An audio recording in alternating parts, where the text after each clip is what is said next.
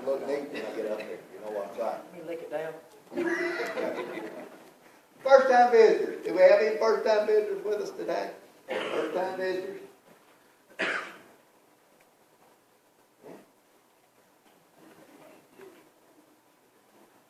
Visitors, take that card, fill it out, put it back in the offering plate, and look up here at me. You see this lady? Meet her after service. She has a special gift for you.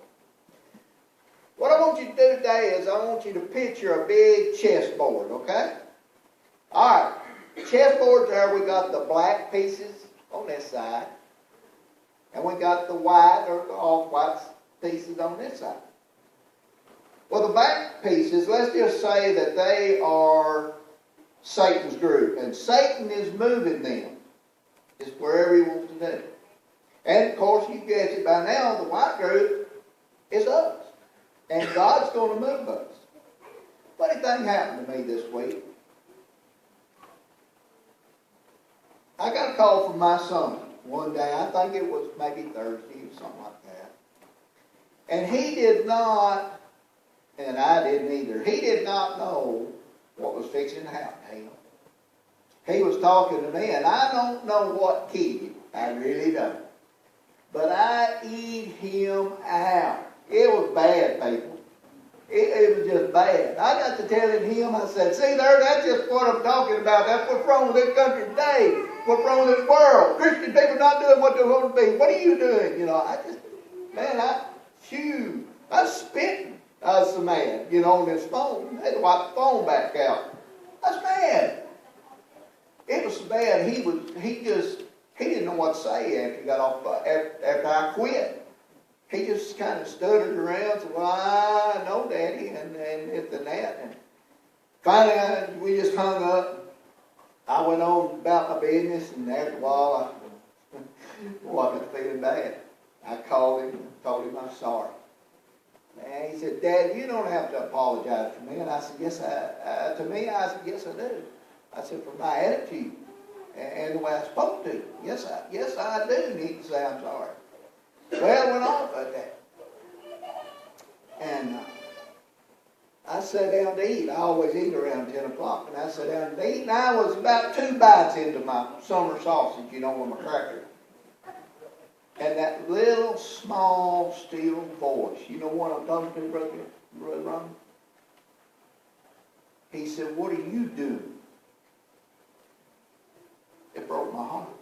Because you see, what I was supposed to be doing. I had a brother come to me not too long ago, and he said, me and a couple more men, he said, would you think about, I'd like to ask you, would you think about teaching Sunday school? And I thought about it in my mind. I didn't tell my brother that because I love my brother, and I don't want to tell him and hurt his feeling then, but I said, I ain't going to do that. I ain't going to do it. I even went home and told my wife, I ain't going to do it. I don't care what he says, I ain't going to do it.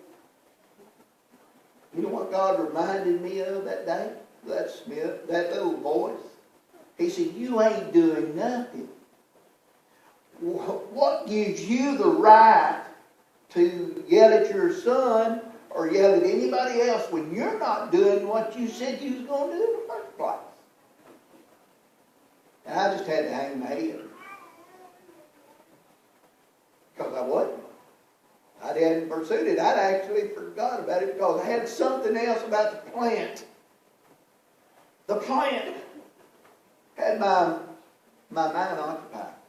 Okay, now let's go back to the chessboard. God is calculating where he wants to move you. Satan don't care. He just throws his components out there. He don't care if he misses one or not, or loses one, but God does. And God's not going to be able to move you to where you need to be until you make a decision to allow him to do so. You see, if you make the wrong decision, then Satan's going to capture you. And he's going to move you off the board. You can't do anything then. He's got you. God can't help you. Because Satan has moved you off that board. So in order for me to be used, what I had to say, okay, God, I understand what you're telling me, and I'm going to have to move. I'm going to have to make that decision to do what I decided to do. And I told my brother, I said, yeah, I've decided God has given me some pointers and He's wanting me to teach again. So I'm going to have to move on that in order for God to put me where I need to be. Because until I make motion and make some movement, He can't move me. I'm done. I'm sitting right there. What are you doing in your Christian life today? Look at this right here. Look at it. Look at them empty seats. What did my brother just stand up here and say? We got some business to do. What was it that we can't fill a position? Bad baby. Bed babies. I had a bed baby once. Got it twice, maybe 2 or 3 times. What are we doing? We can't fill that position. Is there no one here qualified to do that? Yes, there is. And God can't use you for that bed baby until you say, I'm going to do it. But that's just one thing. We've got a lot of things. There's people out there lost and dying, and if they die, and you've had time to talk to them, it's your fault. God can't move you on that board. You know what the end is, don't you? The end is checkmate. I want God to help me and say, checkmate, I beat you, Satan. We've got you. But He can't do that unless I'm working and doing what He set me aside to do. I want you to understand something. I'm talking to me today. Because God always gets on me. But I want you to understand. Let Him talk to you. Let Him use you. Because you may be the only person that will come into contact with a certain person to tell them about Jesus Christ and save their life.